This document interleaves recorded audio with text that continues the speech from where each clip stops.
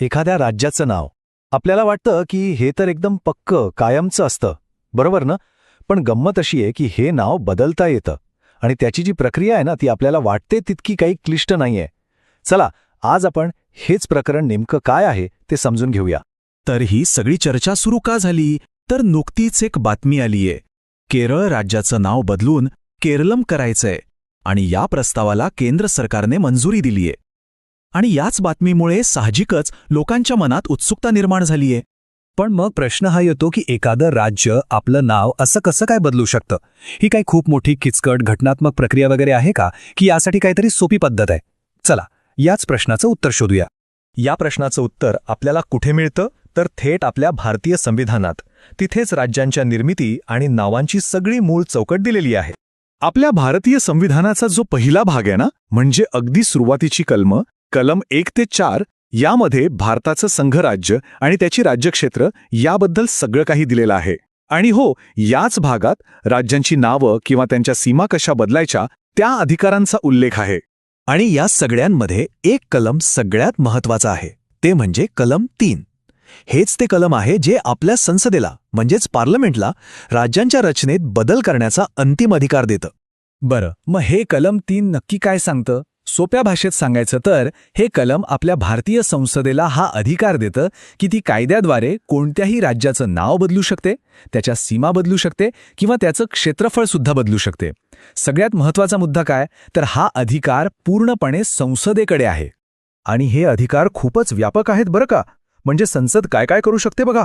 एखाद्या राज्यातून एक नवीन राज्य तयार करू शकते, कोणत्याही राज्याचं क्षेत्रफळ वाढवू शकते किंवा कमी करू शकते, राज्यांच्या सीमा बदलू शकते आणि हो, ज्यावर आपण बोलतोय ते म्हणजे कोणत्याही राज्याचं नावही बदलू शकते.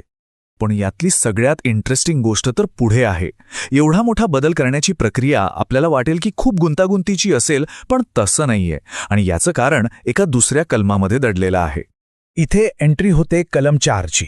हे कलम एकदम स्पष्टपणे सांगतं की कलम 2 किंवा कलम 3 अंतर्गत केलेला कुठलाही बदल, म्हणजे नवीन राज्याची निर्मिती असो किंवा नावातील बदल, याला कलम 368 अंतर्गत होणारी घटनादुरुस्ती मानलं जाणार नाही. आणि इथेच खरा खेळ आहे. या स्लाइडवर बघा, राज्याचं नाव बदलण्यासाठी संसदेत फक्त साधं बहुमत लागतं. म्हणजे काय, तर जेवढे सदस्य हजर आहेत आणि मतदान करतायत त्यांच्यापैकी 50% जास्त मतं मिळाली की काम झालं. याच्या अगदी उलट घटनादुरुस्तीसाठी लागतं विशेष बहुमत, जे मिळवणं खूप जास्त अवघड असतं. याचा सरळ अर्थ काय होतो, तर राज्याचं नाव बदलण्याची प्रक्रिया तुलनेने खूप सोपी आहे. पण प्रश्न असा आहे की संसदेला इतका मोठा अधिकार दिलाच का आहे?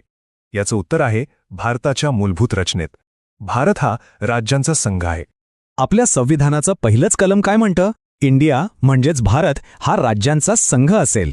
इथे राज्यांचा संघ हे शब्द खूप महत्वाचे आहेत. याचा अर्थ असा की राज्य या संघातून फुटून बाहेर पडू शकत नाहीत आणि प्रशासकीय सोयीसाठी किंवा इतर काही कारणांसाठी राज्यांच्या रचनेत बदल करण्याचा अधिकार केंद्राकडे म्हणजेच आपल्या संसदेकडे आहे. चला, तर मग आज आपण काय समजून घेतलं ते एकदा पटकन बघूया. सगळ्यात पहिलं, राज्याचं नाव बदलण्याचा अंतिम अधिकार कोणाकडे आहे, तर तो आहे संसदेकडे.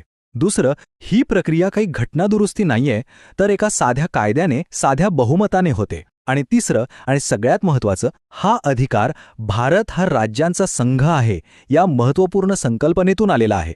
आणि जाता जाता एक विचार मनात येतो, जर आपल्या देशात राज्यांची नावं आणि सीमा इतक्या सहजपणे बदलता येतात, तर मग यातून केंद्र सरकार आणि राज्य सरकार यांच्यातल्या सत्तेच्या संतुलनाबद्दल आपल्याला काय समजून येतं? यावर नक्कीच विचार करण्यासारखं आहे.